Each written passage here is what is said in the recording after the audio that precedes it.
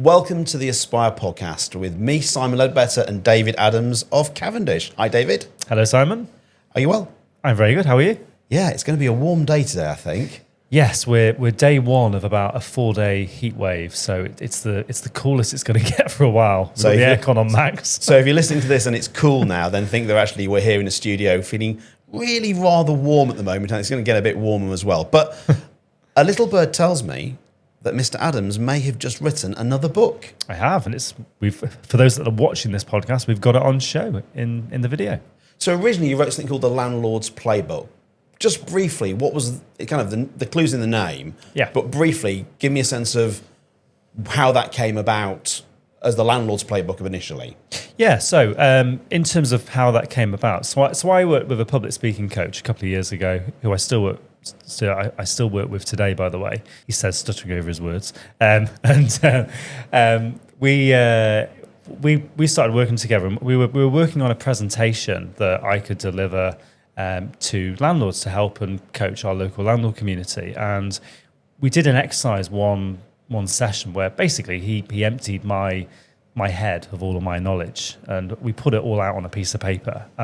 And there was quite a lot. And I think we're quite guilty. I think all professionals are guilty of this, is not very good at explaining what they do, perhaps. And when you actually write it down, every single thing that you do as a letting agent or an estate agent or whatever your profession is, it's actually quite a lot. And, you know, from myself, I started in the business in 2002. So that's 24 years ago now. And I've been focusing on letting since 2010. So at the time that we did this exercise, I had 15 years worth of lettings experience, and we emptied my head.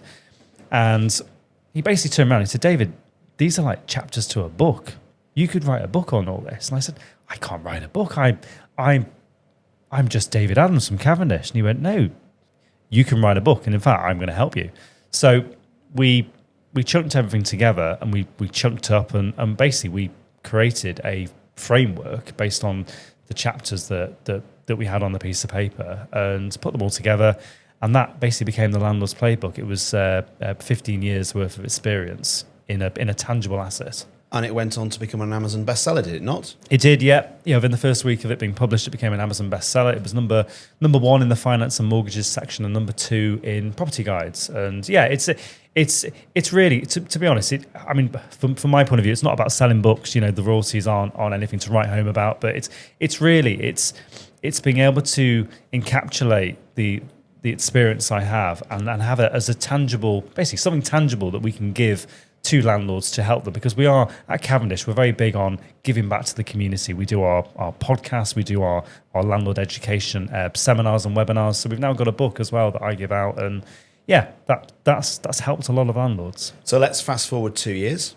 You've done the Landlord's Playbook, and now, as you can say, the perfect prop here, you've now released the Sellers Playbook. The Sellers Playbook, yeah. So the Sellers Playbook is... So I started off, when I said I started off in 2002, I started off in sales and basically had a bit of a break from sales, went over to lettings, focused on that, and came back into sales a few years ago when I took over as managing director from my father, Julian. And the reason I wrote this book is there's this statistic that keeps on getting talked about in our industry, or actually, ironically, not talked about enough. Mm-hmm. And that is that only about 54% of properties that come on the market actually sell. So by that, I mean 100 properties come on the market, 54 families will move home, 46 will not. They will withdraw off the market. And that isn't good enough, in my opinion. Now, the statistic is higher for Chester. In Chester, it's in the mid-60s, but that's still not great. So that's a lot of disappointed families. Yeah, and it is just you could say it's just a statistic, but actually there's a story behind each of those houses that have failed to sell. And actually, those numbers, that's tens and tens, hundreds of thousands of people who wanted to sell, have not sold for various reasons, which is what your book goes into. Let's get into the content of the book. Now, if we could take a 35,000 feet view of this book, if you could give a seller one piece of advice before they put a property on the market, what would it be? It would be to speak to an agent that has a strategy. Now, what do I mean by that? I think a lot of sellers will choose their estate agent based on who can get the property on Rightmove the quickest and who has the cheapest fee. But what we know is that, putting it on a portal and praying is not a strategy. The market has changed. I think back in 2020 and 2021, the COVID lockdown period when we had the stamp duty holiday and record low interest rates, it was kind of easy to sell homes. Properties came on the market, they all sold for over the asking price, and pretty much all of them sold very, very quickly. That's not the case now. And I think as well, there's a lot of estate agents, people that work in the estate agents, not necessarily perhaps the business owners, but there's a lot of people that work in estate agents who have never known a difficult market. Well, when I say difficult, perhaps a normal market, there's quite a lot of estate agents who came into the profession back in 2020, 2021, when things were easy. But now things are back to the way they used to be, where you've got to build change, you've got to be proactive, and you've got to have a strategy to sell these homes. And if those agents haven't lived through that experience, by the way, I started an estate agency full time in 2007, when things were selling like hotcakes, by the way. But then we went into 2008, and it all changed, and it was a tough market. And that's when a lot of really good estate agents really came into their own, I think. And we're in the same market now, arguably. Okay, well, and we talk about that in more traditional Aspire podcast episodes, don't we? So do go back and look at the back catalogue, and next month we'll be coming back to the normal kind of run of episodes. We talk about what's going on in the property market and all that. But it is an interesting time. But you've touched on a point that's really interesting there. You argue that a lot of sellers will pick the wrong agent. What's the single biggest mistake homeowners make when they select an agent? So I think, coming back to what I said before, it's very much they will pick their agent based on price, i.e., how cheap the agent is, and or other version of price, how much the agent values it at. And when I say values in inverted commas here, so there's some people. So I've heard people say, as in homeowners say, oh well, the other agent gave me this price. Yeah, they gave you 500,000. Didn't give you anything. They gave you a promise of a price that may or may not be achievable. So a lot of home sellers, I think the biggest mistake they make is they choose the agent based on the highest price and the lowest fee. And it's really quite an important technical thing that I knew we learned coming into the industry 10 years ago. When an estate agent looks at your house, they're not actually giving you a valuation. It's a market appraisal, isn't it? Yeah. It's an assessment of what they think the property is worth. It's not a technical valuation. It's not the value of a property. No. It's what they're saying crudely to win the instruction. Yeah, the term is valuation, but at the end of the day, unless you're a chartered surveyor, you aren't there to value the home. No. You're there to talk about the strategy on how to get the best price, and a part of that is advising on perhaps a price to put it on the market for, a launch price, whatever you want to call it. Which is a marketing strategy aspect, is what is the best price point to go out there with. Yeah. So you're against a peer set of properties that you'll be seen against, yeah, which is a real art, but it's not the value you'll achieve on the property upon the actual sale. It's an asking price. We call it an asking price. Indeed, and sometimes the actual, the asking price will actually be less than the actual, call it a target price. So, with some cases, it might be, we're looking to achieve 750,000. The best way to get 750,000 is to put it on at offers over 700, not putting it on at 800 and leaving room to negotiate. Because I say in the forward, kindly invited me to write the forward to the book, and you talk about it in the book, is the temptation is you go for the highest valuation and put it on the highest possible price, and you negotiate from there. What you're almost saying there is the opposite could be true, is almost go lower, create a competitive market, and then you'll get a better achieved price.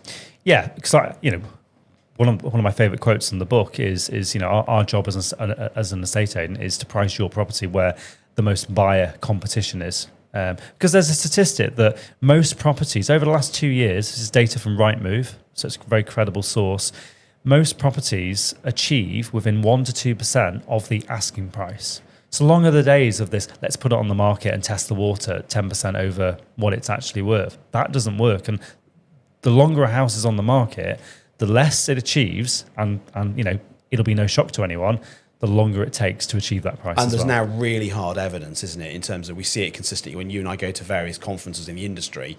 The longer a property is on the market, the less chance it has of achieving the best possible price. And it's scientifically proven now is testing the market is almost entirely the wrong strategy. Absolutely, yeah. One of my favourite statistics, and without getting too stat heavy here, but this is very important. If you sell a home in the first 14 days, you have a 94% chance of moving. If that home has still been on the market for more than 100 days, so just over 3 months, the chance of selling goes down to about 14%. So putting it on the market and waiting for the right buyer, that's not a strategy. Okay, so let's take what you're saying there. Is, I've worked 10 years in this industry, and I've seen homes sell despite terrible strategies, and I've seen homes not sell that had fantastic strategies. So what do you think most agents are getting wrong? I think well, so when you say an agent that's got a good strategy that then fails to, arguably the strategy isn't the best strategy in that case, I would say. At the end of the day, it all depends on how credible the agent is, what experience that agent has got, and how good they are at negotiating. At the end of the day, we are there to negotiate the best price for the seller. So you've got to be thinking through that lens of we are here to negotiate. And there's sometimes you can have a really good estate agent that's really good at getting people through the door. They agree a sale, but then it all falls down at the last hurdle because they're not looking after the deal. They're not protecting the deal. They're not focusing on sales progression. Now, sales progression, and we're gonna hear from one of our sales progressors in the next panel. I know sales progression is arguably one of the most important parts of what an estate agent does, because it's the sales progressor's job to keep that sale going all the way through to completion. Something that I wrote about in my book is that, basically the deal's agreed, now the real work starts. And that really is the case. Because it's actually quite a long time from sold subject to completion to actual completion can be quite a long period of time. Absolutely. And a lot can go wrong. And actually, your book absolutely talks about the stages beyond that initial, when the hard work actually starts. Yeah. So in your book, you're hypercritical of overpricing. Yes. Why do so many sellers fall for the highest valuation? I think it's a psychological thing, I believe. So I over the last 2 years I've studied human behavior and what really motivates people, and I think quite a lot of people perhaps are anchored to the highest price. So let's say 3 estate agents goes out, the property let's say is worth 750,000. 2 agents say 750 and one of them says 800. Well, it's just natural human instinct to anchor yourself to that higher price. So I think sometimes it's an anchoring effect, and also a lot of sellers will perhaps have a perceived value of their home based on what they paid for it, how much they, inverted commas, need perhaps to move. So it's a combination of the whole thing, really.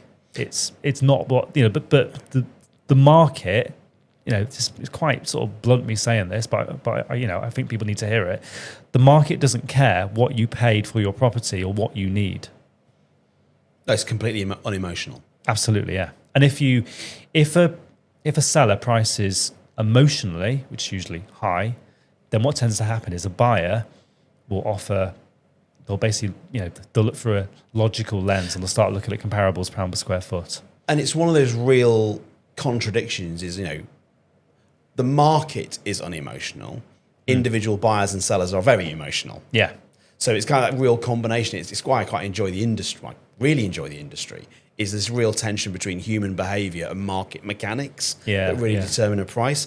And which leads to my next question is, what is the genuine difference between the price a seller wants, the price an agent suggests, and the price a buyer will actually pay? Good question. So something I talk about in the book is that, because obviously I would talk about the book because I've literally emptied my head in the book. So everything you have a very empty head with these books. Everything, I know I can sleep at night now. Everything I know is in this book. So forgive me, because most questions you're asking me, I'm going in the book I talk about, because literally there isn't anything I left out, because why would I? It's a great playbook. Yeah. So So in the book, I talk about how there are 3 valuations. There is the price perhaps that the seller wants to achieve. There's the price that the estate agent values it at. There's also then the price that the buyer is willing to pay. Now, a lot of that can be based on emotion, because if you're a smart seller, you will price logically where the most buyer competition is. So then the buyer pays emotionally because fear of missing out, etc. But then you've got to get it through the 3rd valuation, which is the surveyor. Now, the surveyor, again, being blunt here, they don't care about the children's bedrooms, which child's going to have each bedroom. They don't care about the emotional side of the story. They literally care about pounds per square foot, and the comparables within a 1-2 mile radius. And that's what it comes down to. And in that, you've got the lender as well. So there's almost 3 valuations. There's the agent, there's the buyer, and then there's the surveyor as well. I know that as you move towards the bank, the lender, the building society, the bank, the process is much more legalistic, and it becomes closer to a real valuation. Yeah. That said, the legal valuation can be different than what a buyer will pay. Yeah. Because a buyer can pay what there is no property market. There's a market for a property, and if someone desperately wants a property, they may pay more than it's worth. Absolutely. But that's when you come into the good estate agents who will create a proper competitive market for the property. Yeah, and one of the things you can do with that is have a proper viewing strategy. So what we would encourage is that basically when a property is launched, you perhaps hold viewings back off for a week, and then get as many people through the door as possible over a 1 or 2 day open viewing, and what you want is basically for someone to turn up for a view and they knock on the door and someone else is leaving at the same time. And then, hey, that person who's leaving then sees someone else is arriving, and there's another car outside with someone else waiting for the viewing 15, 20 minutes after that. And it's suddenly, again, human behavior, psychology here. It's someone else wants this. We've got competition, fear of missing out. We better put an offer in on this, and we better not mess around. That way, you drive a higher offer, and you get more offers, and you get quicker offers as well. So there's a lot to be said about creating competition to get the best price. What some agents might do is they'll put a property on Rightmove, someone wants to view, well, they'll book them in for the Saturday, then they'll book someone else in for the Monday, they'll book someone else in for the Thursday, and they'll basically book a viewing in a day. But what you want is to create that urgency. So there's a lot to be said. Again, that's part of a strategy. Yeah. No, and actually you're touching a lot on psychology there. I know you say you studied psychology. Now, you mentioned that what you really want to do is when a buyer comes, another buyer is coming out. If we take that to side, because actually was one of my questions I want to ask you is, when the buyer actually walks into the house or walks up to the house, let's take another buyer coming out of the house out of it, because that's quite hard to engineer unless you can engineer that, but let's say you haven't engineered that. What's happening in a buyer's mind in the first 30 seconds that they view a property? So when we make decisions as humans, we make them based on emotion and logic. We've got 2 sides of the brain, and the one that drives, has the most influence over decision is the emotional side. So when people walk into a home, it's first of all, how does it feel? How does it smell? It's the smell of fresh coffee. It's the smell of bread, etc. It's the fact that when you walk in and the hallway has been decluttered, and they can envisage their own furniture and their own lifestyle. That's the most important thing. It's that that old saying, you never get a second chance to make a first impression. The first impression is everything. And I've been on viewings with agents, and you almost know as the person's walking up the pathway to the house, they've decided they don't want it. Yeah, people 100%. form a very, very quick impression when they walk in. The house we bought back in September, which I may have mentioned a couple of times. The fact that my wife teared up when we walked into the kitchen in a good way. Yeah. And we saw the garden. It was like, okay, we have to find a way to get this house. Yeah. And it was that emotional reaction.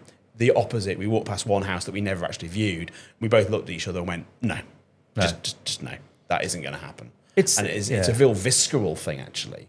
Yeah. That you feel, and that first second is that impression is so important. Yeah, and that's the art of the estate agent to actually advise you how to do that. Yeah, and if you're selling a home in the premium market, obviously, there are companies, like one that we know very well called Lemon and Lime, where you can get the house professionally staged, and you can go out and you can hire furniture, and you can really, go to town, and invest on, basically making the home look absolutely stunning and beautiful. Perhaps, you don't need to go that that whole hog if you don't want to, or the budget is different, or it's the lower end of the market, perhaps. I mean, there are cheaper ways of doing this where you can, one of the biggest wins, I think, is decluttering. And basically, just tidying up odd jobs, giving it a fresh lick of paint. And, again, one of the quotes, it's not my quote, I stole this off someone else, another estate agent, but I thought it was so good, is that you're not selling your home, you're selling your buyer's next home. Yeah. And that is a big mistake that I think a lot of sellers make. You'll go into a home and there'll be these big, sort of feature wallpapers and stuff, that they perhaps got redone to sell the house, which are lovely, but they're not going to suit everyone's taste, are they? So there's a lot about having a neutral. The word I often think about, and I've talked to various home stagers and estate agents, or what works is, it is really about minimalism and neutrality, which would allow someone to put their own personality on top of it. Yeah, definitely. Which is kind of like hard to do when it's your home and been your home maybe for 10, 12, 15 years. Yeah. And there's a lot of your life there. In some ways, you almost need to depersonalize it. Absolutely, so, yeah, you're right. It's not the psychology of the seller, it's the psychology of the buyer we're trying to appeal to. But that's, again, the skill of the estate agent to explain that fantastic feature wall possibly needs to be changed, because that first impression is that's going to be expensive to fix. Yeah. And I don't want to have to do that when I first moved house. Because a lot of people, when they move house, stamp duty, moving costs, they've kind of incurred quite a bit of cost, and therefore they may have to live with what's there for quite a while, actually, in a lot of cases, especially with valuations and income multiples being stretched as far as they are. So what is the most expensive mistake that you've heard or experienced a seller making? Most expensive mistake. To be honest, thinking about it, we probably touched on it already, really. So really, just to reiterate the points, I think, the most expensive mistake. Let's talk about expensive here. Mm-hmm.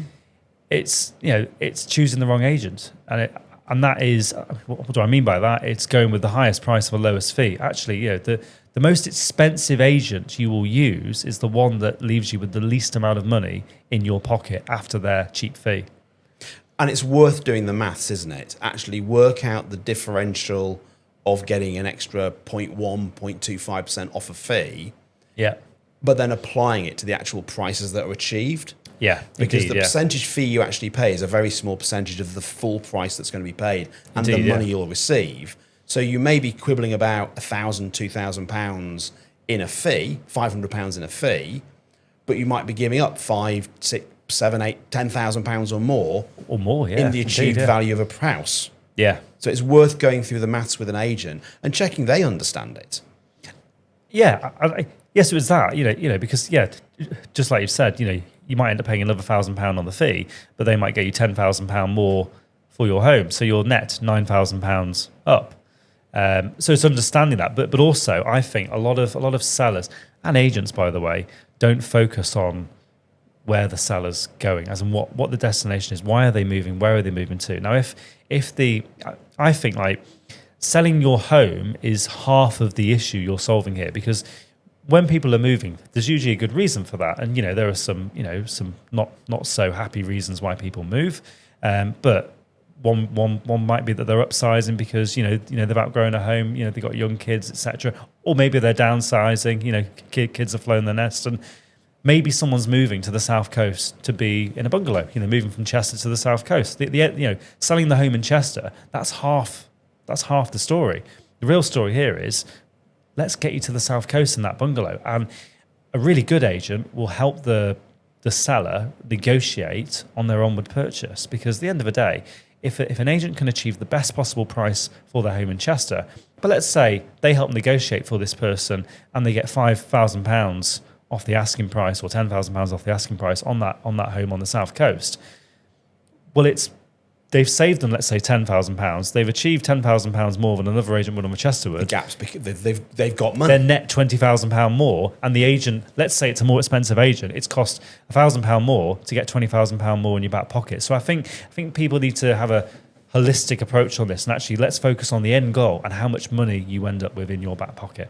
And I know experienced sellers, so people who regularly buy and sell property, they really understand this. They Absolutely, go for the best agent, not the cheapest. Yeah, because at the end of the day, if you're let's say in your 60s as a seller, you might have sold a house 5 times, 10 times in your lifetime, or a lot less. Most estate agents will have sold thousands and thousands of these homes, and they're very good at negotiating.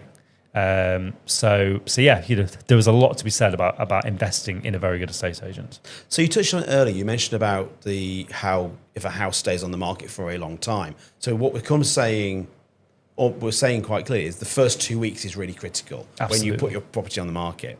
And it's not speed to market; it's speed to being in the right position to take the best opportunity. Okay, so speed to sell is better than speed to market. Why are the opening days so important when you're selling a property?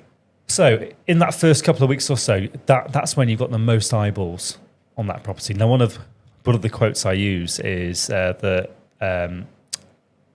speed to market doesn't equal speed to sale. And actually, there's a lot you can do prior to putting it on the, inverted commas here, market. So a lot of people think of putting it on the market as putting it on Rightmove. Mm-hmm. No, actually, arguably, if you want to really go deep on this, actually marketing it off portal is still marketing. But anyway, just to make this nice and simple for the boys and girls out there, launching a property, let's call it a property launch. Launching a property off Rightmove, there's a lot to be said about that, because let's say if... And by off Rightmove, you mean not on Rightmove? Not on Rightmove yet, maybe. Okay. There's quite a lot of properties that sell off market, as in off Rightmove. I think it's about 10%, 10 to 12%, I think. Yep. And the average year will have how many property transactions? About a million? Million. Crudely a million. Yeah, a million. Yeah, let's call it a million. So it's easily 100,000 transactions that never hit the portals. And not a lot of people talk about that. So something that a good agent will do, so we call it the temperature test. So, the analogy I use is you wouldn't jump in the shower without putting your hand under the water first, would you? Unless you're a psychopath, by the way. Come on. 5% of us are. Yeah. So why would you go on a portal without testing the market before? But by testing the market, you're not testing the market in a live environment of the portal. No, you're doing it behind closed doors. You're testing it behind closed doors, so behind the curtain. Yeah. Reaching out to people who are known to the agent. Yeah, absolutely. Who are active buyers or just on the database. Yeah, so what a really good agent will do, you'll do a classic, and this is not new, by the way. They'll do what we call a ring out, so they'll literally ring their hot buyers, whether that's 5 buyers, 10 buyers, 20 buyers.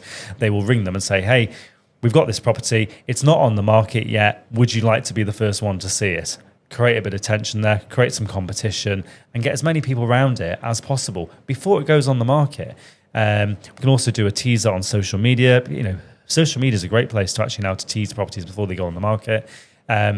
If you can get competition, you can get a couple of viewings, let's say, before it actually goes on Rightmove, then you're in a situation where you're saying to those buyers, what's your best offer to stop this going on Rightmove? Because there's a lot of eyeballs out there on Rightmove. There's going to be a lot more competition, and then start to get some offers in. Now, that doesn't mean to say that you then don't put it on Rightmove to get even more competition to drive the price up even more, but it's a good way to create momentum. It's also a good way to test a price. Now, there's a lot of sellers and agents, by the way, that might want to test a price that's higher than what the market, what the data is saying. So the data, pounds per square foot, comparables, etc. Let's say, so I'm going to come back to that figure I used before, 750,000, and the seller wants to try it at 800. What a good agent will do is they'll say, well, let's do an off-market strategy, off-market launch for 2 weeks at 800. We'll tell everyone it's going on the market at 800. If after 2 weeks they've had a few viewings, they've had a bit of feedback, it's not worth that, and no one will be willing to pay 800, then you can launch on a portal at a new price, whether that's 750, 775, and there's no damage done, because once a property's got a reduced sticker on it, there's that stigma. It's damaged good. There's a lot of evidence that reducing price is also, so being on the market for a very long time. It's one of the worst things you can do. Reducing price or readjusting your price, reappraising your price, while it's a logical strategy if you're not selling, actually is ultimately harmful if you've not got the price right in the first place. Indeed, yeah. So actually launching it behind closed doors, off portal, is a very good strategy. So you're running an event called Sold. We are. It's tonight. It's actually tonight. So if you're watching this whenever you're watching it, it was on Monday the 22nd of June, and the content's all going to be available on this channel. The stages in a selling a house, to the sale, and then sold. And the reason why it's called Sold, I suspect, is that's the outcome we all want, is that sold sticker on a board. But we're going to talk about the sale itself. Could you tell about a sale that nearly fell apart but didn't, and what actually saved it? So a sale that got agreed and then fell apart. And fell apart in the process. Fell apart. Well, you talk about it in the book in terms of actually the hard work's done after the sale has been agreed. Yeah, so again, where's a good example of it's been saved? You've snatched victory from the jaws of defeat. Yeah. So I'd come back to this, and the real work starts once the sale's agreed. A lot of people will treat actually being sale agreed, being under offer, as the finish line, whereas really most of the work actually happens after that. Because if you look at how many days it takes to sell a home, i.e. move, it's just over, the average in the UK, by the way, is just over 200 days. Most of those days happen after the offer has been accepted.